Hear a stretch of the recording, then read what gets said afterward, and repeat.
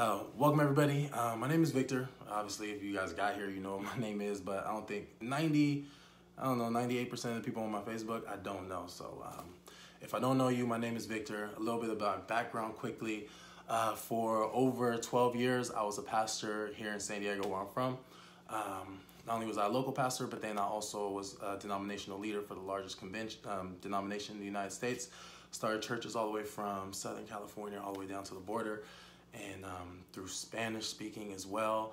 Also coached Spanish pastors to start brand new churches. I pastored a church for a very long time. Actually, the name of the church was called The Body Church. And the new name of my podcast that I'm actually relaunching is actually called The Body Experience, because I believe that we're spiritual beings having a human experience in this body. So the things that I talk about on a regular basis are just things pertaining to that, to our experience in this body. So obviously, I know so many of us are either glued on our phones or we're glued on our Instagram or Facebook, and we're seeing all kinds of feeds, news, information, thoughts, and opinions on what's going on with the coronavirus. And I just want to speak to just my perspective when it comes to the Bible and the coronavirus. I've seen lots of verses. I've talked to Christians very close to me, who have had their opinions about what people should be doing in this time because of the coronavirus. And this is actually going to be a series for a while that I talk about just different stuff of the Bible and how it pertains to the things that are going on right now. Is this what the Bible calls the last days or the end of times? Different things. I'll just give my perspective on those stuff. But specifically, at least this time, I want to talk about a verse that I've seen so much up and down my feed, whether it's Instagram or whether it's Facebook, whether it's in an Insta story or whether it's in a Facebook story. I continue to see this verse in the Bible. It's a couple verses, but it's 2 Chronicles. I believe it's, oh my God, actually look it up. 2 Chronicles chapter 7, verse 14. And it's a verse that when I was a pastor, I used to preach about it. I'm actually have a very similar perspective still to when I used to be a pastor, and I talked about this verse all the time, even though my perspective on a lot of Bible verses have changed. But my perspective on this verse is pretty much still the same. But I just want to give you a little bit of context. So if you see this verse and on your Insta feed or on this story or on your Facebook, maybe you can have a little bit of a separate perspective, a perspective of where I'm coming from, maybe see if you like it or not, or if it really rocks or resonates with you. So 2 Corinthians chapter 7, verse 14. A little bit of the context is that there's this man Solomon. Many of us know the story of David and Goliath. So you got David, this little kid, you just think his little kid, fought this guy Goliath and ended up killing him. He killed him with just a rock and a stone, and just boom, knocked the dude's head off. Israel ended up being free as a nation, and then they weren't in war with the Philistines anymore. Well, David did a lot of bad things, so God wouldn't let him build a temple. But what David ended up doing is he had a lot of wives, which a lot of people don't know about. Had a lot of concubines too, just women he was just fucking, as I would say, or having sex with, or just messing around with on a regular basis. Well, one of the kids that he ended up having was a kid named Solomon.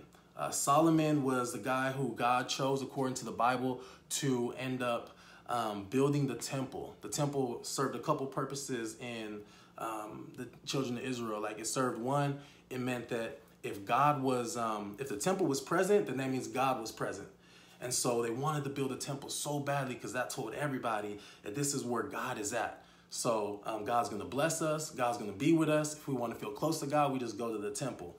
Some of us treat church like that too nowadays. Like, we want to, something about being in the church or being in that nostalgic religious environment makes us feel like we're closer to God. So for the children of Israel, that meant so much to them. David wanted to build a temple. He couldn't build it because he had too much sin in his life. So God says, all right, you have too much sin. I'm going to allow Solomon, your son, to build that temple. So Solomon finally built the temple. He's so excited, ended up, and if you read the book of 2 Chronicles, here in the beginning of it, which is where this section is at, he's so thrilled. He's like, I finally built this temple. I got all kinds of, I'm wealthy. I got people participating. It's a collaborative effort.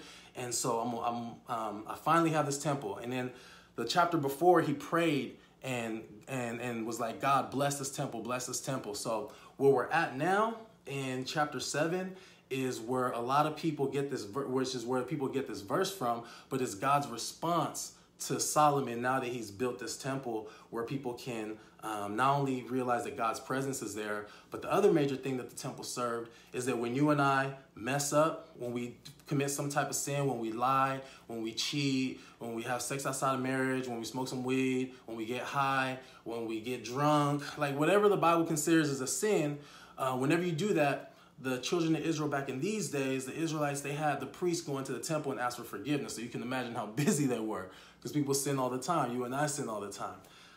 So Solomon finally finished this temple. 2 Corinthians chapter 7, verse 11. This is what it says. I'm just going to read it. I'll say this afterwards and post it, like the little verses on the bottom, like kind of like you at church. So everybody, where's your word? Word.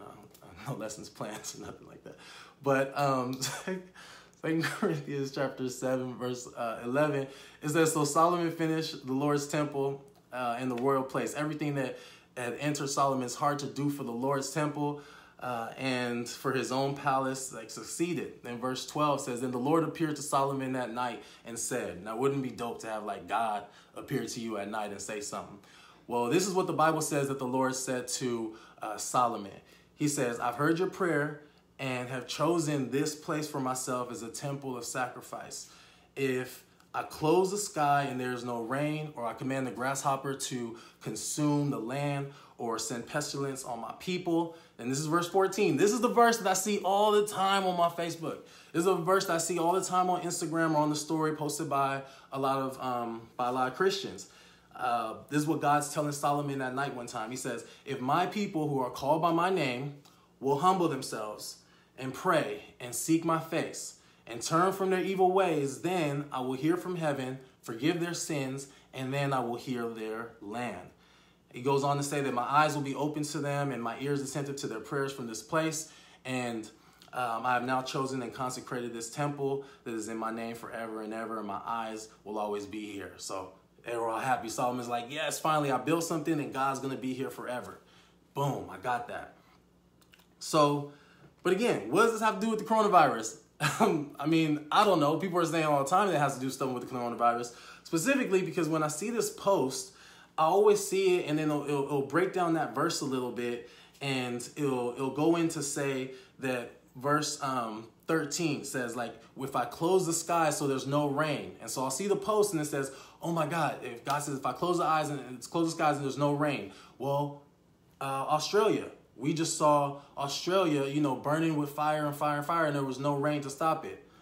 I don't know if anybody knows anything about Australia, but it's a big desert. The whole entire continent is a big desert. It hardly ever rains anyway. But some people are taking that just like, oh my God, like there's rain, there's no rain and it's a sad thing what was happening in Australia. It's crazy how much we forget like has happened recently.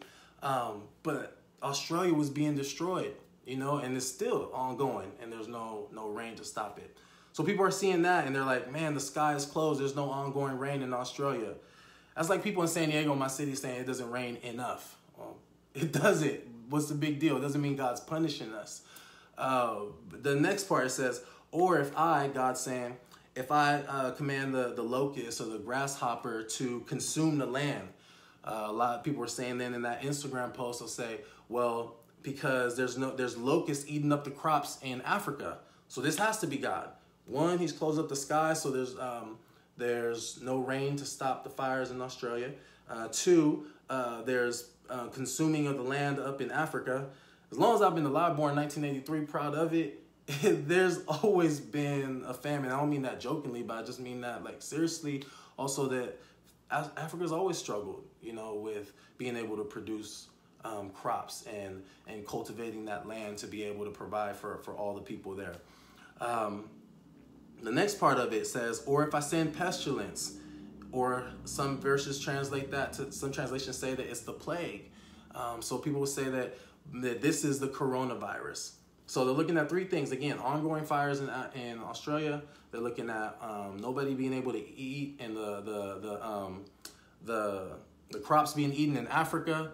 And then they're also looking at the fact that it says, or if I send pestilence and plagues, and they'll say that that's the coronavirus, that God is sending that to us. Well, what's the purpose? So if God is sending that, according to a lot of people's views, he's sending that to do what the next verse says. The next verse says, well, then if my people, if I'm sending all this stuff to you, there's no rain, the crops are being destroyed, there's a virus going around that's killing people. I'm doing all of this, if you're looking at this verse from this standpoint and trying to find some understanding of what's going on nowadays, it says I'm doing all of this to be able to get my people to wake up. The following verse that I've seen posted so much is that they would humble themselves, that they would pray more, that they would seek God's face more, and that they would turn from their wicked ways. So 4 things that apparently God sent the coronavirus out to do. Because a lot of people have seen this verse over and over. God sent the coronavirus to humble you. God sent the coronavirus out so that you would pray more. God sent the coronavirus so you can seek God's face more. But God ultimately sent the coronavirus out, according to people who post this verse, so that you would turn from your evil ways. That's a lot of ifs. It's one of the struggles that I have so much with Christianity is because there's a lot of ifs that you have to do in order for God to bless you, bless your land, bless your businesses, bless your life in general. And ifs, I mean, to be real, they really only matter like when you're purchasing or selling insurance. You know, like if I get in this type of car accident, I need this type of coverage. If I hit an uninsured driver, then I'll still be covered. If I'm over the age of 24, under the 24, then I need this type of coverage. And it's like all these ifs need to line up so that I'll be protected. And I get it. Like right now, there's a big scare. Like we're scared. Like where's my protection coming from? How am I going to be okay? How can I make sure that I'm good, that I'm taken care of? Well, if we keep reading all these verses like that, there's 4 things that you got to do. You got to humble yourself. And maybe you do need to humble yourself. Like I really, one of the beautiful things that I think is going to come out of this is that people will embrace humility a little bit more. A lot of the things that we attached ourselves to, we no longer have anymore. So like humility is key because you're so much more than the things that you've attached yourself to. You're so much more than the things that you brag about. You're so much more than what Facebook posts or Instagram posts you put on that gets a lot of likes. Like, we got to humble ourselves a little bit more. So I definitely get that. I love the fact of us of thinking like outside of ourselves and attaching ourselves to a higher power, to realizing that there's something greater than us. So I love the aspect of prayer. I pray every single day. I pray differently than I used to when I was a pastor and Christian and preaching all the time. My prayers are a lot different, but I do believe in prayer. I do believe in the collective consciousness of meditating on right, good things and desiring the best things, not only for my life, but for other people as well. I love that aspect of even community type of prayer. So when you got people in your life, maybe it's a boyfriend, a girlfriend, a husband, a wife, or somebody who you are together praying about certain things, I think that's a beautiful, beautiful thing. I love that. Seeking God's face. So this is where it kind of gets a little bit, 2 of the 4 I'm rocking with. Humility, prayer, meditation, desiring good things, beautiful stuff for your life, for everybody around you. I love that. The part where it does get tough is like seeking my face. Well, who's ever seen God's face before? Like nobody has. So it's kind of like, where do we go to seek God's face? What do we do? Does that just mean we go to a church and listen to what somebody else has to tell us about who God is? And because we're desperate here right now, right? Like there's this bad disease going around. There's all kinds of people dying. A 34-year-old dude just died in LA, from corona. Like there's a lot of things going on. It's like, okay, we're desperate. I get the fact that I need to humble myself. I get the fact that I need to pray, but how am I supposed to seek your face when you're not visible? Like, how am I supposed to even know? I do really, really do like this verse that's actually in Jeremiah chapter 29, verse 13, where it does say, it says, when you seek me with your whole heart, you'll find me. I do believe that, like, when you start to seek that higher power, we start to seek God, even though he's invisible, even though he doesn't really have a face, when you start to seek something higher than yourself, you do find something. You find some type of power, some type of just oneness that you become connected to that you don't find on a human level. It's something spiritual, supernatural. So I get that. I rock with that. I love it. But God's face has different faces for different people, depending on their circumstances, their understanding, their background, and all of that. So your face for God, when I close my eyes and I picture a higher power, a higher being, I was raised Christian. So I was raised that Jesus got blonde hair, and blue eyes. And sometimes when I picture Jesus, like, that's what I picture. I picture that dude, but I don't necessarily, I try to picture something bigger than that now when I'm talking about God and seeking God's face. But I do love the aspect of right now being a time that this coronavirus can be an opportunity for us to look outside of ourselves, because it reminds us straight up of our mortality. It reminds us very quickly that, you know what, your life can go just like that. And then what? So I resonate with that. But the other aspect of it, the fourth aspect where it says is that then you must turn from your evil ways. It's like, well, who defines what's evil? You know, like, yeah, everybody gets you shouldn't kill. But what if, you know, you got to steal in this time of need to provide for your kid, you know? Or what if you do, according to the Bible, it's bad to have sex outside of marriage? What if you do that? What if you tell a lie? What if, because you're freaking out, you know, you accidentally say something and a cuss word comes out? You know, all those things that I just mentioned, like, are worthy of hell. And so it's like, all right, God, so you're not going to rid us of the coronavirus until we get all four of them things straight. And I just really, I have a hard time believing that. I have a hard time believing that God will be the one who will kill many just to save a few. But many of us might believe that. Maybe you believe that. And one time I did, because some of the teachings in the Bible like communicate that. But my view and my understanding of God isn't like that anymore. I don't believe that God will kill many just to be able to save a few. I don't believe God will send a virus out that will kill, in the case of Italy, 400 people in a given night, you know, in a 24-hour period, just so that some people will turn to him. I don't believe that the infinite God, who is infinite in wisdom, inexhaustible in wisdom, had the ability to create us to the point where we have feelings, to the point where we have emotions. We're so intelligent, we're so diverse, that God couldn't come up with a better way to get our attention than to kill a whole bunch of people.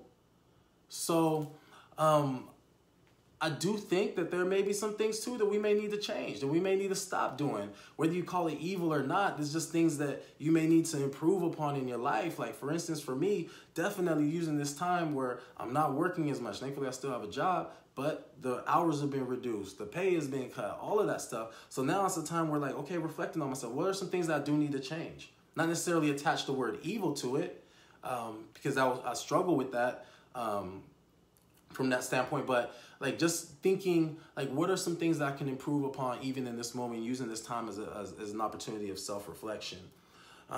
Again, I think a lot of times people post things out there because they want us to either follow God based out of fear, or they want us to become right according to their idea of what is right, you know, based out of fear.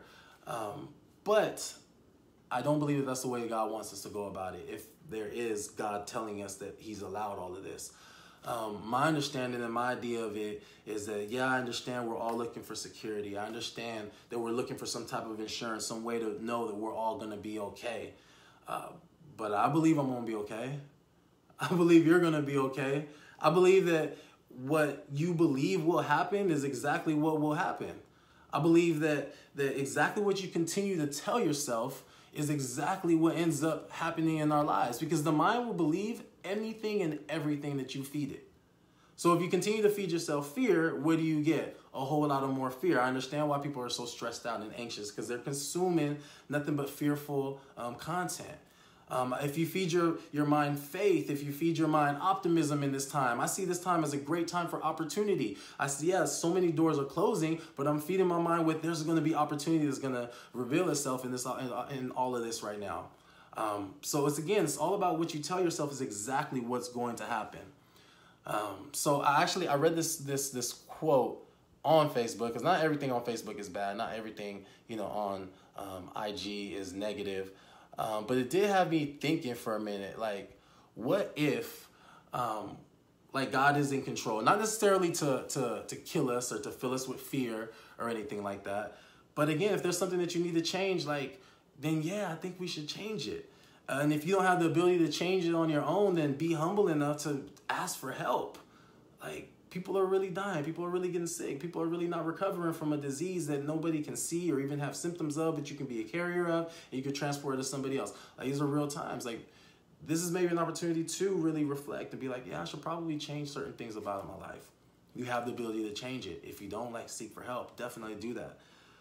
I read this the other day, and I just wondered if it might be true. I don't know. But it said, what if God, or this actually said, what if the universe is trying to get us to just slow down a little bit? Like, what if it's trying to get us to stop producing, to maybe sit at home and let the earth breathe for a moment without all of the extra pollution that we cause on a daily, which is something I thought about. The freeways are empty right now. I was thinking, man, the sky is probably so relieved. The birds are probably so relieved. The less pollution that's always out there. And what if this was in place to allow us to take a step back and maybe realize how we really impact each other and the earth on a day-to-day basis? That we aren't as significant or as in control as we think. So much so that a virus can come through and wipe us all out, but the earth will still remain here. We're all connected. And I think we feel that connection, especially because we're not physically able to connect, and it's something that we long for. Like, so many people that I love and are dear to me, I don't physically live where I live. And so I feel that loss of, like, damn, I really want to connect. You know, I really want to be able to be closer. And some of this stuff that we go through are lessons that sometimes we know, but we really don't make changes in our life until we feel the pain from it, until we really feel that disconnect a lot deeper and a lot in a more profound way. Like, so what if this virus came to remind us of how we're all connected? Just like we can spread disease, we can also spread love, kindness, and positivity. And so whoever wrote this said, use this time as a reflection, which I think goes back to one of the beautiful aspects of that verse in 2 Chronicles chapter 7, where it says to humble yourself. So use this as a time, you know, like, the turn up has ceased. As a DJ, I'm going through withdrawals a little bit because I love when I'm turning up. Like, I love, you know, seeing people have fun. But what if there's a time for just to chill a little bit? What if it's a time to reflect and to write a little bit more? What if it's a time where we can actually focus on our contribution or lack of contribution that we're giving back to this earth that we suck and take so much from? So slow down, as this last thing says, and then finally hear yourself again.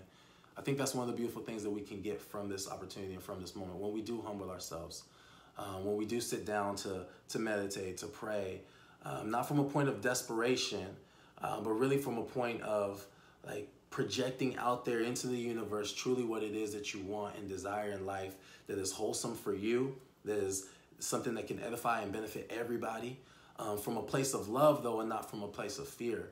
So when you're seeing a lot of times all these Bible verses, I know it's a lot of times people just grabbing a lifeline, trying to find something to hold on to, trying to find some type of insurance. California law, a lot of motorist laws like mandate you got to have car insurance, and I get that, I get it. But when it comes to a relationship with God, you don't have to have a relationship with God because you're afraid of going to hell, because you're afraid of him. You don't have to have a relationship with God because you're afraid of not being blessed in this life. Truly, like, because God is in you, you always do have a relationship with God. It just might be a sucky one. It might be really bad where y'all don't talk. Doesn't mean you don't have a relationship. You always have access to that power, to that source, to that infinite wisdom. It's always with you. God is always among you. You don't have to be afraid. You don't have to clean up your life and turn from all your wicked ways first and seek his face. That's impossible. No one can ever do that. And that's why, if you're a Christian, you understand that's why Jesus came. So I'm always puzzled when Christians post stuff like that, because, like, I thought you were a Christian. I thought you believed that nobody can turn from all their ways, and that's why Jesus Christ came, right? So, or you don't have to be a Christian to really believe and to know that you have already the goodness of God dwelling in you, and he wants to bless you. And that as hard as this thing is, you don't have to go through all 4 of those steps to make sure that you have insurance and that you're on good terms with God. So I'm going to be doing more videos on this. There's some other Bible verses that keep coming out. I don't want to put them out there yet, but just kind of give a perspective on it that hopefully will encourage you, give you peace, and allow you to see things a little bit differently. So you can follow me. Obviously, you know how to get me if you're looking at this right now. But again, I'm just here. Shoot me, send me a text or DM or comment or whatever if you got any questions or anything we chopped it up about. But I'll be back with some more videos here shortly. So.